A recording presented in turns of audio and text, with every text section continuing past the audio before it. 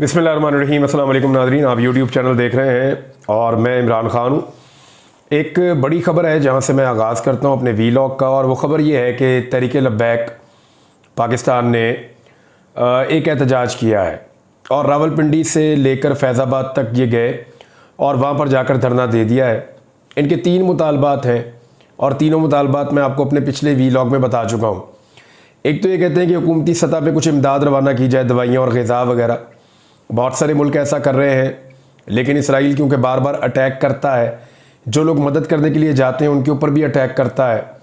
और बहुत सारे ऐसे वर्कर्स जो फलाही काम वहाँ करना चाह रहे हैं गज़ा में, वो भी शहीद हो गए हैं। तुर्की मदद कर रहा है, आसपास के बहुत सारे मुसलमान मुल्क मदद कर रहे हैं, यूरोपियन कंट्रीज़ मदद कर रही हैं, अक़वाम मुत्तहिदा मदद कर रहा है, और पाकिस्तान को भी मदद करनी चाहिए। एक तो इनका ये मुतालबा है और ये कोई ऐसी बड़ी बात नहीं है जो हुकूमत ना माने। दूसरा उनका ये कि नेतन्याहू को दहशतगर्द बोले तो बिल्कुल बोलना चाहिए। हुकूमत हमेशा ये कहती रही है, पाकिस्तान की कोई भी हुकूमत हो, हमेशा कहते रहे हैं कि इसराइली बर्बरियत है, और वो इसराइली इक़दामात को दहशतगर्दी से तशबीह देते रहे हैं। और जो कुछ नेतन्याहू ने कहा और जो कुछ किया उसको कहा जा सकता है दहशतगर्दी। पाकिस्तानी हुकूमत को कोई प्रॉब्लम नहीं है, पाकिस्तानी हुकूमत कहना चाहे तो वो कह सकती है। ये पाकिस्तानी हुकूमतें पहले भी ये बातें करती रही है। और एक मुतालबा जो है वो ये कि इसराइली जो मसनूआत है उनका बाइकआउट कर दिया जाए पाकिस्तान में। ये मुहिम बहुत पहले से चल रही है पाकिस्तान में और बड़ी कामयाब रही है। बहुत सारे ऐसे ब्रांड्स हैं जिनकी जो सेल है वो बहुत नीचे चली गई पाकिस्तान में और लगातार नीचे जा रही है, और उसकी वजह यही है कि लोगों ने उसका अज़ खुद बाइकआउट किया। मुख्तलिफ़ तंजीमों ने कहा, मारिया भी उन्होंने बड़ी इसके लिए आवाज़ उठाई। हमारे जमात इस्लामी के सेनेटर मुश्ताक अहमद साहब है, उन्होंने बड़ी आवाज़ उठाई। तो तहरीक लब्बैक का एक बड़ा ऐसा इक़दाम है कि उन्होंने एक लॉन्ग मार्च किया है। एक मार्च किया, लॉन्ग मार्च तो नहीं है, रावलपिंडी से लेकर फैज़ाबाद तक वो गए, एक मार्च किया है। और वहाँ पहुँचने के बाद उन्होंने कहा हम धरना दे के बैठ जाएंगे जब तक हमारे मुतालबात नहीं माने जाते। तो मेरे ख्याल में ये कोई ऐसे मुतालबात नहीं है जिनको मानने में हुकूमत के लिए कोई प्रॉब्लम आ रही हो। हुकूमत बातचीत करके फौरी तौर पे ये मुतालबात मान सकती है, और जो मुज़ाहिरीन हैं उनको उनके घरों को भेजा जा सकता है और उनके मुतालबात भी पूरे हो जाएंगे। अब कोई ऐसा मुतालबा तो उन्होंने नहीं किया कि पाकिस्तान जो है या पाकिस्तान की जो मिलिट्री फोर्स है वो उसको रवाना किया जाए और जाकर फ़लस्तीनियों को बचाया जाए। ऐसा तो मुतालबा कोई नहीं है, या कोई और ऐसा बड़ा मुतालबा नहीं है जिसको पूरा ना कर सके गवर्नमेंट ऑफ पाकिस्तान, या करने के अंदर उनको बहुत प्रॉब्लम आ रही हो। तो ये मुतालबा जो है ये पूरे किए जा सकते हैं। अब बहुत अच्छा किया तहरीक लब्बैक वालों ने, और जो लोग भी वहाँ पे निकले उन सब की इस कोशिश को, इस काविश को सलाम है। और तमाम जितने भी लोग हैं, मुसलमान हैं, पाकिस्तानी हैं, वो सारे उनको सलाम पेश कर रहे हैं कि इस गर्मी में, इस मौसम में ये लोग इतनी बड़ी तादाद में निकले और बड़ी तादाद में निकल कर जाकर बैठ भी गए। तो ये एक बहुत बड़ा कदम है जो उन्होंने उठाया फ़लस्तीनियों के साथ इजहार यकजहती के लिए। पूरी दुनिया में ये पैगाम जाएगा और पूरी दुनिया के अंदर इसकी कवरेज होगी और दुनिया को पता चलेगा कि पाकिस्तान कैसे सोचता है। लेकिन चंद सवालात हैं जो रियासत पाकिस्तान से पूछे जाने चाहिए इस मौका पर, और चंद छोटे छोटे सवालात हैं जो तहरीक लब्बैक की क़यादत को भी उनके जवाबों के लिए अपने आप को तैयार रखना चाहिए। एक तो ये है कि ये हमला हुआ था 7 अक्टूबर 2023 को, जब गज़ा पे अटैक किया था इसराइल ने। अच्छा, ये 7 अक्टूबर को अटैक हुआ था और नवंबर में बहुत सारे एहतजाज हुए थे। उनमें एक एहतजाज जो है, अच्छा तगड़ा एहतजाज नवंबर के शुरू में, वो तहरीक लब्बैक ने किया था। लेकिन उसके बाद से लेकर अब तक 8 महीने हो गए, तहरीक लब्बैक ने कोई एहतजाज नहीं किया। 8 महीनों से वो बिल्कुल खामोश है। इस बीच में मेंबर से आवाज़ आती है, और वो सिर्फ तहरीक लब्बैक के नहीं, वो तो ज़्यादा स्टेटमेंट फजल रहमान साहब के भी हैं। जमात इस्लामी के मुश्ताक अहमद साहब जो है वो यहाँ महीनों बैठे रहे इस्लामाबाद में, डी चौक के अंदर एहतजाज करते रहे। उनके कुछ कारकुन जो हैं वो शहीद भी हो गए एक वाक़े के अंदर, और उनके ऊपर बार बार पुलिस आकर चढ़ाई भी करती थी, उनके साथ लड़ाई भी करती थी। तो ये सारी चीज़ें हम देखते रहे, विटनेस करते रहे। वहाँ पर रियासती रवैया कुछ और था।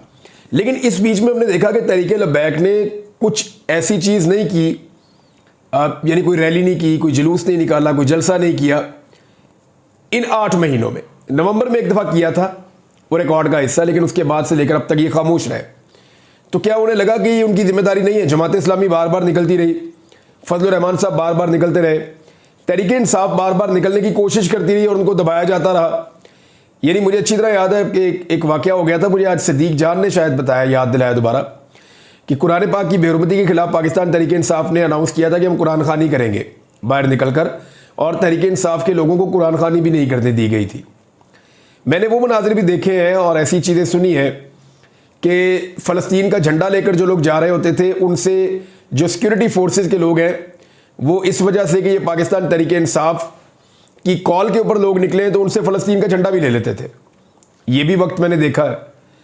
और मैंने ये भी देखा कि पाकिस्तान तहरीक इंसाफ ने जब जब एहतजाज के लिए कहा, तहरीक इंसाफ को फौरी तौर पे जो ज़िली इंतज़ामिया उन्होंने मना कर दिया। ना सिर्फ मना कर दिया बल्कि बार बार दरख्वास्त बाजी के बावजूद इजाज़त नहीं दी। मार्च और रैली तो एक बहुत दूर की बात है। और उसके बाद वो अदालतों में जाते रहे, अदालतों की मुदाखलत के बावजूद इजाज़त नहीं दी गई। और ये एक दफ़ा नहीं, मल्टीपल टाइम अलग अलग शहरों में ये चीज़ें होती रही हैं। हम ये देखते रहे, चाहे वो फ़लस्तीन के लिए निकलना चाहें, चाहे किसी और कॉज के लिए निकलना चाहें, महंगाई के खिलाफ निकलना चाहें, कोई और पुरअमन एहतजाज करना चाहिए, उनको इजाज़त नहीं मिली। लेकिन जब तहरीक लब्बैक के लोग निकले तो कुछ सवालात हैं जो अब 38,000 फ़लस्तीनी शहीद हो चुके हैं, इससे ज़्यादा।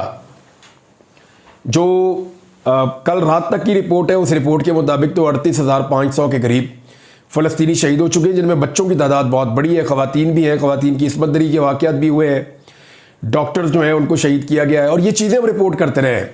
यानी अगर आज तहरीक लब्बैक वालों को ये लगता है कि ये चीज़ें रिपोर्ट नहीं हुई, तो उनके पास जितनी इन्फॉर्मेशन है वो मीडिया के थ्रू ही आई है। और मैं और मेरे बहुत सारे दोस्त हैं ऐसे जो सोशल मीडिया पे और मीडिया पे काम करते हैं, वो लगातार फ़लस्तीन के अंदर होने वाले वाक़यात को रिपोर्ट कर रहे थे। इनके ऊपर हमने बाकायदा पूरे पूरे वीलॉग्स अलग से बनाए हैं और वो सारी चीज़ें जो हैं वो शेयर की हैं और वो चीज़ें इन लोगों तक पहुंची भी हैं। जानते हैं सबके पाकिस्तान में जो जर्नलिस्ट हैं वो इस बारे में बात ज़रूर करते रहते हैं। मैं तो ख़ास तौर पे इस बारे में कई सालों से बात कर रहा हूँ। लेकिन अब हुआ ये कि 38,000 से ज़्यादा जब लोग शहीद हो गए, इस बीच में हमने देखा कि रमज़ानुल मुबारक भी गुजर गया, ईद उल फितर भी गुजर गई, ईद उल अज़हा भी गुजर गई, और अब मुहर्रमुल हराम के मौका पर जबकि पाकिस्तान की इंटेलिजेंस एजेंसीज़ ने और जो हुकूमतें हैं उन्होंने बड़ा वाज़े कहा था कि हम कोई एहतजाज नहीं करने देंगे। मुहर्रम से पहले भी उन्होंने मना कर रखा था कि किसी को बाहर नहीं निकलने देंगे। लॉ एंड ऑर्डर का बड़ा सीरियस मसला है और खुदा न खास्ता जो है वो दहशतगर्दी का वाक़या हो सकता है। इस किस्म की चीज़ें बहुत ज़्यादा बार बार कही जा रही थी हुकूमत की जानिब से।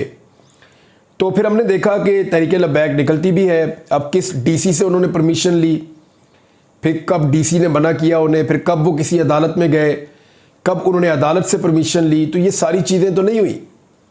और तहरीक लब्बैक ने, देखें, जो मुतालबात आपके होते हैं ना, तरीक़ाकार ये होता है कि आप अपने मुतालबात पेश करते हैं और आप ये कहते हैं, जो नॉर्मल तरीक़ाकार है कि जनाब हमारे मुतालबात तस्लीम किए जाएँ, अदरवाइज़ हम निकलेंगे और मार्च भी करेंगे और धरना भी देंगे। यानी हमें एहतजाज पे मजबूर ना किया जाए, हमारे मुतालबात माने जाएँ। जो अमूमी तौर पे होता है वो ये होता है। लेकिन ये मुतालबात मैंने तब सुने जब तहरीक लब्बैक ने निकलने का फ़ैसला किया और वो निकल आई।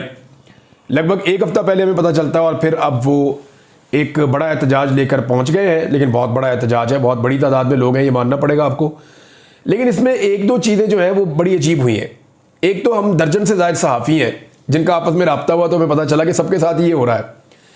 तहरीक लब्बैक के लोगों ने हमारे नंबर्स जो हैं वो कुछ व्हाट्सएप ग्रुप्स के अंदर डाल दिए और वहाँ पे मौजूद तमाम लोगों को इंस्ट्रक्शन दे दी कि जनाब इनको लगातार मैसेजेस करते जाओ, करते जाओ, करते जाओ, इनके मोबाइल फ़ोन में इनका जीना आराम कर दो। तो वो तहरीक लब्बैक के जितने भी वो लड़के हैं, नौजवान हैं, ख़वातीन हैं, हज़रात हैं, जो भी है मैं नहीं जानता, लेकिन वो धड़ाधड़ मैसेजेस कर रहे हैं, धड़ाधड़ मैसेजेस कर रहे हैं। और यानी कोई ताने दे रहा है, कोई कह रहा है जी आप इसराइल के साथ हैं, कोई कह रहा है जी फ़लस्तीनियों के हक़ में नहीं है, कोई कुछ कह रहा है, कोई कुछ कह रहा है, कोई धमकियाँ में ज़बान इस्तेमाल कर रहा है, कोई गालम गलोच कर रहा है। ये वो वैसे बहुत ही अजीब है। यानी ये अगर उलमा की जमात है और इनका दीन से ताल्लुक़ है या मजहबी सियासी जमात है, तो नबी अकरम सल्लल्लाहु अलैहि वसल्लम ने गाली देने से, बदतमीज़ी करने से मना किया है।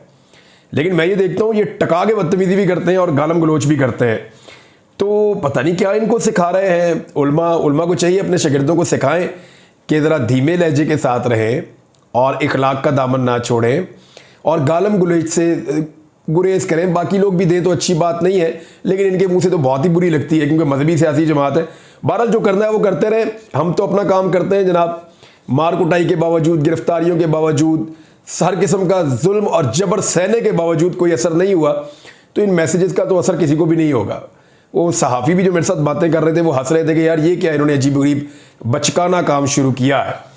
बहरहाल वो ये कर रहे थे। अब मामला ये है कि पहले मुतालबात पेश नहीं किया, मुतालबात पेश किए तो हुकूमत को चाहिए कि मुतालबात मान ले। मुतालबात जायज़ भी है, मुतालबात गलत नहीं है, मुतालबात जायज़ है और वो कोई ऐसे मुतालबात भी नहीं है जो तस्लीम करते हुए हुकूमत की कमर दूड़ी हो जाए या कोई ऐसा मसला हो जाए उनके साथ ना। तो अब बजाय इसके कि इस मामले को लटकाया जाए, क्योंकि देखें पुलिस प्रोटोकॉल दे रही थी। जो मैंने वहाँ पे जर्नलिस्ट मौजूद थे, जो लोग मौजूद थे, उनसे मैंने पूछा तो उन्होंने कहा जी पुलिस तो बाकायदा इनको प्रोटोकॉल और सिक्योरिटी फ्राहम कर रही है।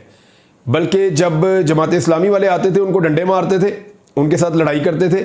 जब PTI वाले आते थे फ़लस्तीन के लिए उनको डंडे मारते थे, उनसे लड़ाई करते थे, उनसे झंडे तक छीन लेते थे और तहरीक लब्बैक के साथ मिलकर वो नारे लगा रहे हैं। तो ऐसा लगता है कि इंतज़ामिया ने खुद इसको प्लान किया है और हुकूमत की आशीर्वाद से और उनके फ्री हैंड देने पे या उनकी मदद से ये एक बहुत बड़ा काफिला निकला और निकल कर फैज़ाबाद पहुंचा है। अब मामला ये है इस वक्त फैज़ाबाद के हवाले से इनके पहुंचने पे कुछ लोग सवालात भी उठा रहे हैं और ओपनली उठा रहे हैं। तो काजी फ़ाइज़ ईसा साहब वो जज हैं जिन्होंने फैज़ाबाद धरने का एक केस पहले सुन रखा है, तो उनका इस हवाले से तजर्बा भी है और आजकल वो चीफ जस्टिस ऑफ पाकिस्तान है। तो वो देख सकते हैं, पता कर सकते हैं कि ये सब कुछ क्या हो रहा है और क्यों हो रहा है और पुलिस इतना प्रोटोकॉल क्यों दे रही है। यानी थोड़े दिन पहले इसी शहर में पाकिस्तान तहरीक इंसाफ मुहर्रमुल हराम से पहले एक जलसा करना चाहती थी, उन्हें रोक दिया गया कि जी दहशतगर्दी हो जाएगी, हालात ख़राब हो जाएंगे।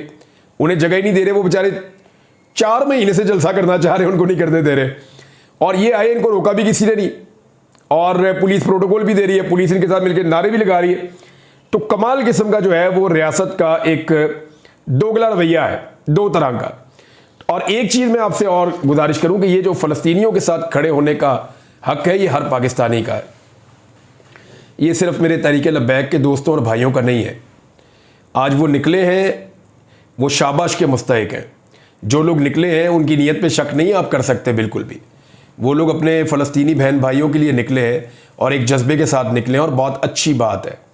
लेकिन क्या बाकी लोगों को निकलने देना चाहिए या नहीं? रियासत बाकियों को क्यों मारती है जब बाकी लोग निकलते हैं? ये एक सवाल है।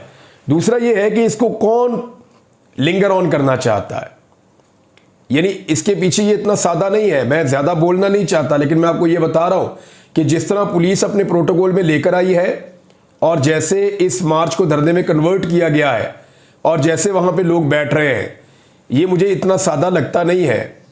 हुकूमत इनके साथ फौरी तौर पे मुज़ाकरात भी कर सकती है और ये सारी चीज़ें हुकूमत को पहले से पता होती है। लेकिन अभी आप देखते जाइए, क्योंकि मुझे ऐसा लगता है कि आने वाले दिनों में बहुत बड़े बड़े एहतजाज पाकिस्तान में और भी होने वाले थे जो हुकूमत के लिए मुश्किल पैदा कर सकते थे। और मेरे ख्याल में उन मुश्किलात से बचने के लिए ये एक कॉस्मेटिक सलूशन भी हो सकता है। ये मैं अभी कह रहा हूँ, ये मेरी परसेप्शन है जो मुझे समझ आ रही है, क्योंकि ये चीज़ें मैंने पाकिस्तान में होते हुए देखी हैं बहुत तेज़ी से। लेट्स सी इसमें होता क्या है। 12 इमरान खान साहब को और बुशरा बीबी को दोबारा गिरफ्तार किया गया। पिछले वीलॉग में मैंने कहा था इमरान खान साहब को जो है वो 9 मई वाले मामले में, लेकिन नहीं, उसमें पाकिस्तान तहरीक इंसाफ जो है जमानतें खारिज होने के मामले को चैलेंज करने के लिए जा रही है।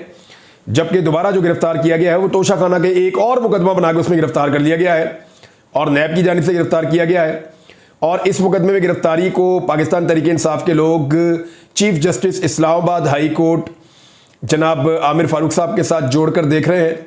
उसकी वजह यह है कि 5 मरतबा उनका यह कहना है कि हमने कोशिश की कि इस केस के अंदर इमरान खान साहब जो हैं उनको ज़मानत हो जाए, लेकिन 5 मरतबा किसी न किसी वजह से इसको डिले में रखा गया और 3 महीनों से इस केस की बारी नहीं आने दी गई। और अब इसी में इमरान खान साहब को गिरफ्तार कर लिया गया है, लेकिन वो फिर भी बेल के लिए जाएंगे और कोशिश करेंगे कि इमरान खान साहब की ज़मानत हो जाए।